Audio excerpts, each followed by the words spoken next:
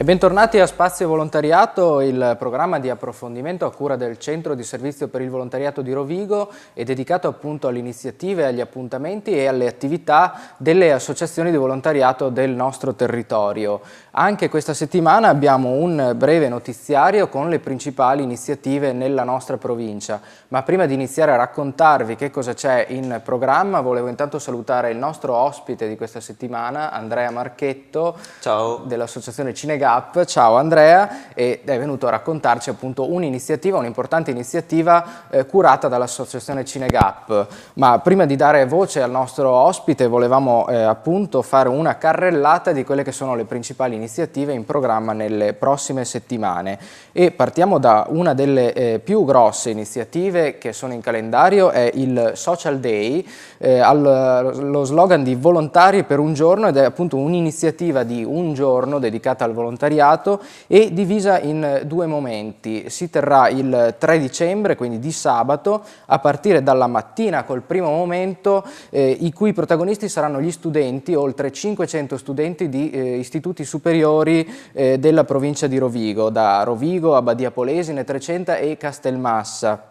Ci sarà un po' di tutto in calendario nella mattina perché le scuole hanno deciso di aderire a una serie di iniziative con le associazioni e appunto nello stesso giorno avverranno visite guidate all'interno delle sedi delle associazioni, feste studentesche dedicate al mondo del volontariato, assemblee di istituto a tema, insomma molte iniziative tutte legate dal tema della solidarietà.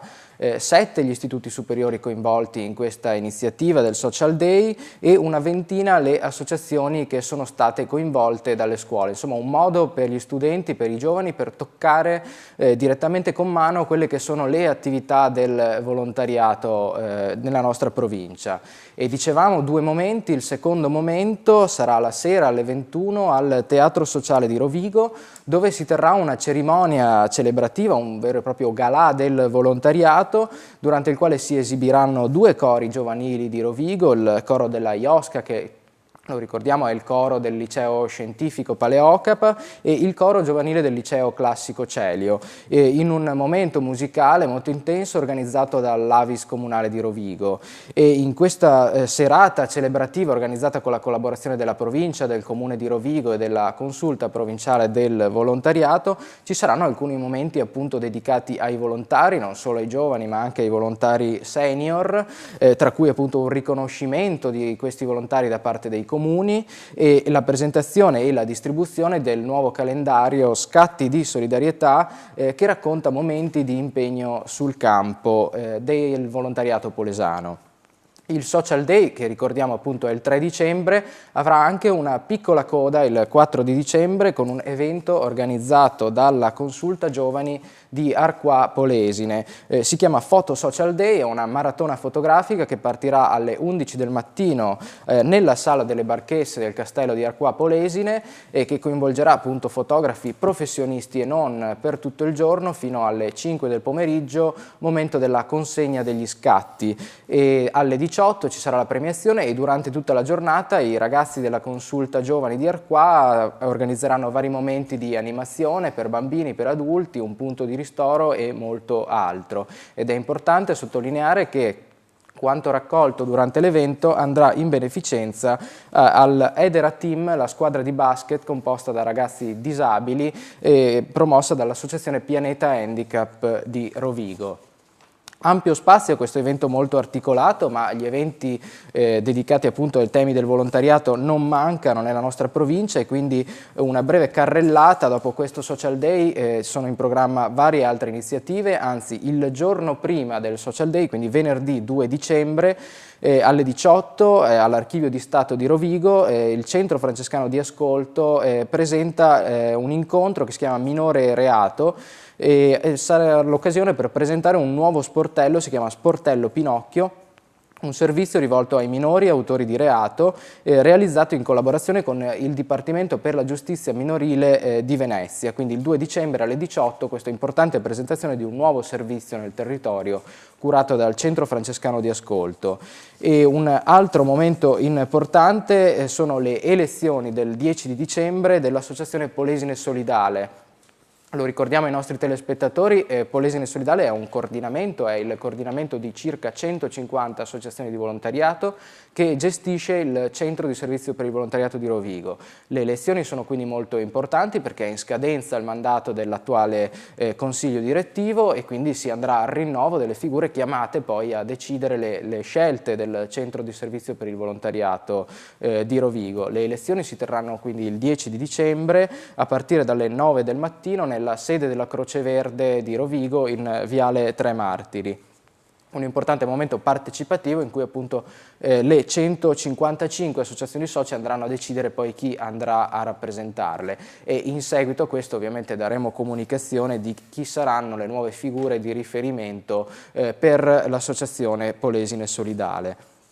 Infine un altro evento, brevemente presentiamo questo evento organizzato sempre dal Centro Francescano di Ascolto e dedicato al tema della crisi della povertà, si terrà il 15 di dicembre alle 4 del pomeriggio, di nuovo all'Archivio di Stato di Rovigo ed è un seminario dal titolo La crisi, le nuove povertà e la tutela del lavoro ed è organizzato dallo sportello Avvocato di Strada e appunto dell'Associazione Centro Francescano di Ascolto.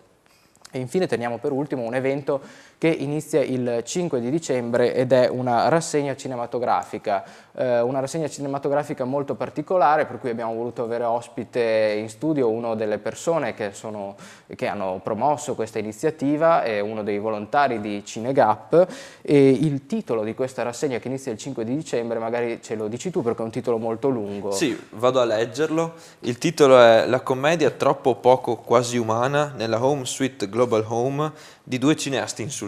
È un titolo molto, molto particolare, molto Sì, lungo, è un titolo... cosa significa soprattutto? È un titolo che riassume un po' il senso della rassegna, in quanto abbiamo 3 film che saranno Tutto o Niente di Mike Lee, Still Walking di Coreda e di nuovo un film di Mike Lee che è Career Girls.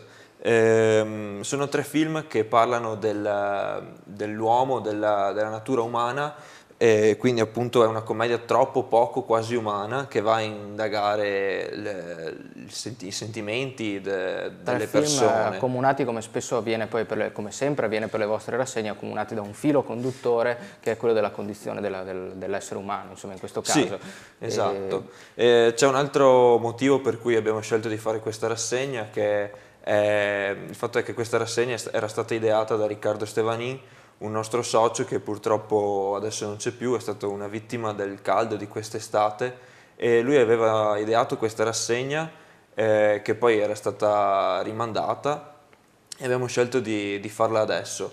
Era una rassegna che lui sentiva molto, che erano 3 film a cui teneva particolarmente.